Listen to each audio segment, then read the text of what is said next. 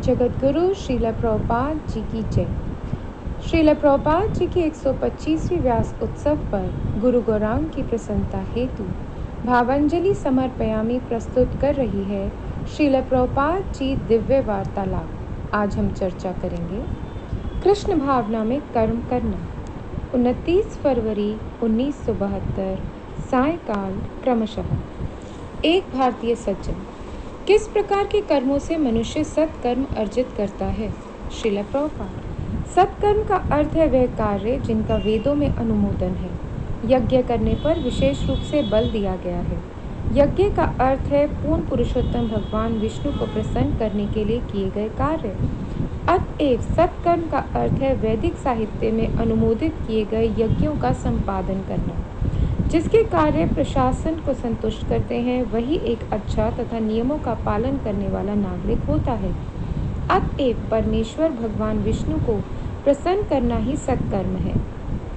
दुर्भाग्यवश आधुनिक लोगों को यह ज्ञात नहीं है कि पूर्ण पुरुषोत्तम भगवान कौन है। फिर उन्हें प्रसन्न करने के विषय में तो कहना ही क्या। वे केवल भौतिक गतिविधियों में व्यस्त रहते हैं, इसलिए वे सभी केवल दुष्कर्म ही कर रहे हैं, अतः कष्ट भोग रहे हैं। वे ऐसे अंधे हैं जो अन्य अंधों का नेतृत्व कर रहे हैं। दोनों ही दुष्कर्मों द्वारा पीड़ित हो रहे हैं। यह समझना अत्यंत सरल है। यदि आप कुछ अपराध करते हैं तो आपको कष्ट होगा। यदि आप देश तथा जनता के हित के लिए कार्य करते हैं तब लोग आपकी प्रशंसा करते हैं तथा कभी कभी आपको पदवी भी प्रदान करते हैं। यह सत्कर्म तथा दुष्कर्म है। यह अतः सत्कर्म का अर्थ है आप किसी भौतिक सुख का भोग करते हैं। दुष्कर्म का अर्थ है आप भौतिक दुख से पीड़ित होते हैं।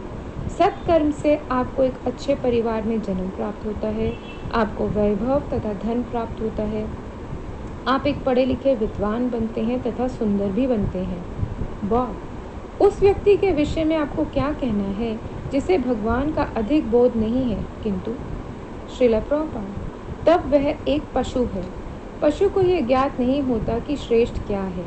वह व्यक्ति जिसे यह ज्ञात नहीं है कि भगवान क्या है अथवा जो भगवान को समझने का प्रयत्न नहीं करता है, वह एक पशु है।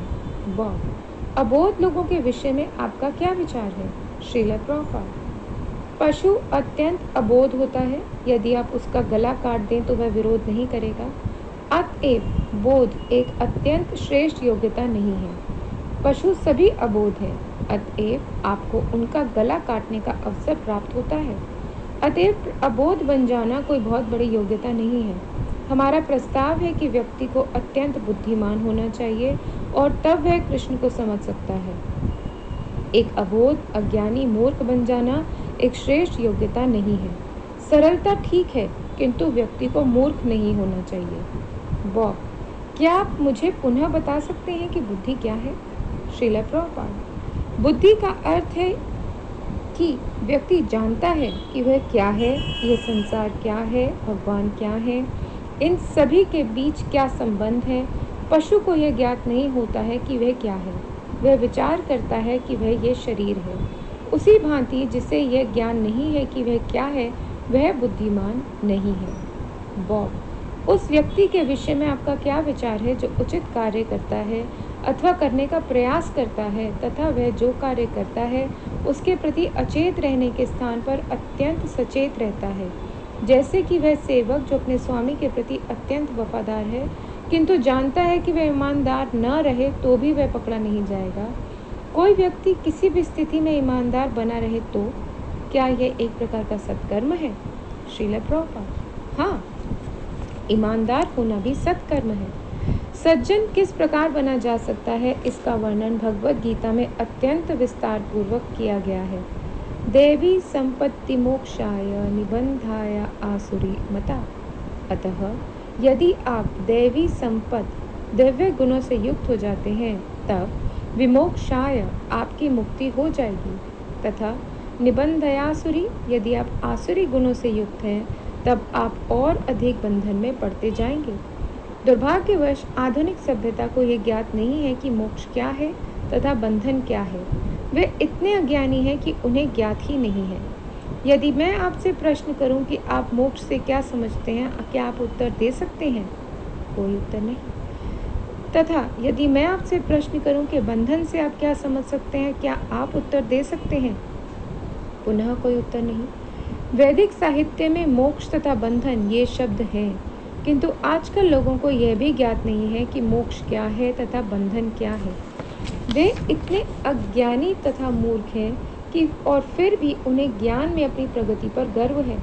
आप एक प्रोफेसर हैं, अध्यापक हैं, क्या आप उत्तर दे सकते हैं कि मोक्ष क्या है? वाह, पर्याप्त रूप से नहीं, क्योंकि यदि मैं स्पष्ट कर सकता तो मैं अत्यंत शीघ्रतापूर्वक मुक्त हो जाता।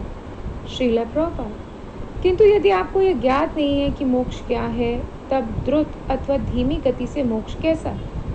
सर्वप्रथम ये ज्ञात होना चाहिए कि मोक्ष क्या है।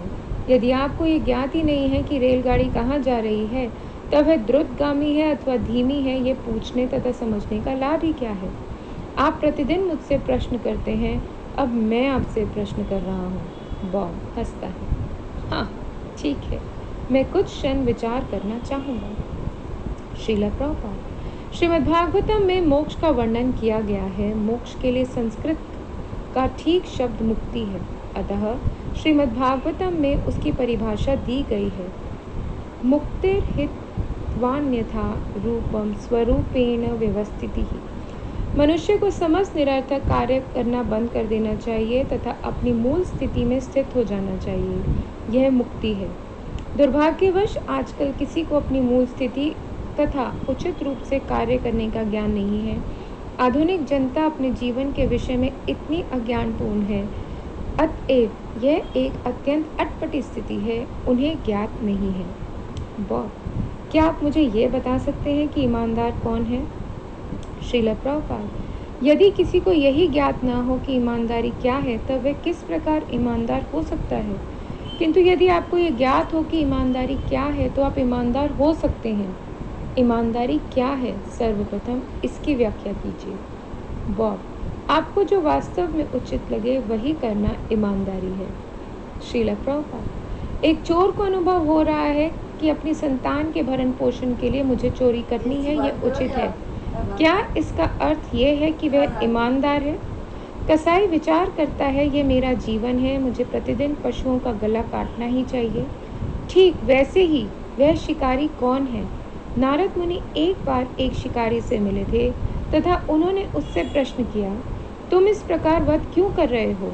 और उसने कहा, ओह, ये मेरा व्यवसाय है, मेरे पिता ने मुझे इसकी शिक्षा दी थी, अतः वह ईमानदारी पूर्वक अपने कार्य को कर रहा था। अतएव ईमानदारी की अनुभूति संस्कृति पर निर्भर है। एक चोर की संस्कृति हमसे भिन्न है। वह विचार करता है कि चोरी करना ईमानदारी का कार्य है। वाह, फिर ईमानदारी क्या है? हाँ, यही मेरा प्रश्न है। वास्तविक ईमानदारी ये है कि आप दूसरे की संपत्ति पर अतिक्रमण न करें, यह ईमानदारी है। उदाहरण के रूप में यह मेरी मेज है, यदि आप जाते समय इसे ले जाना चाहें, तब क्या वह ईमानदारी है? अतः ईमानदारी की सरल परिभाषा ये है कि आप दूसरे के अधिकार पर अतिक्रमण न करें, यही ईमानदारी है। बॉब, फिर वह व्यक्ति जो ईमानदार है सत्वगुण में स्थित होगा, क्या ये ठीक है? श्रील प्रभुपाद, निश्चित रूप से, क्योंकि सत्वगुण का अर्थ है ज्ञान। अतएव यदि आपको ज्ञान है यह मेज मेरी नहीं है, यह स्वामी जी की है, तब आप इसे ले जाने की चेष्टा नहीं करेंगे। अतएव मनुष्य को ज्ञान होना चाहिए, पूर्ण ज्ञान, तब वह ईमानदार हो सकता है। हरे कृष्ण।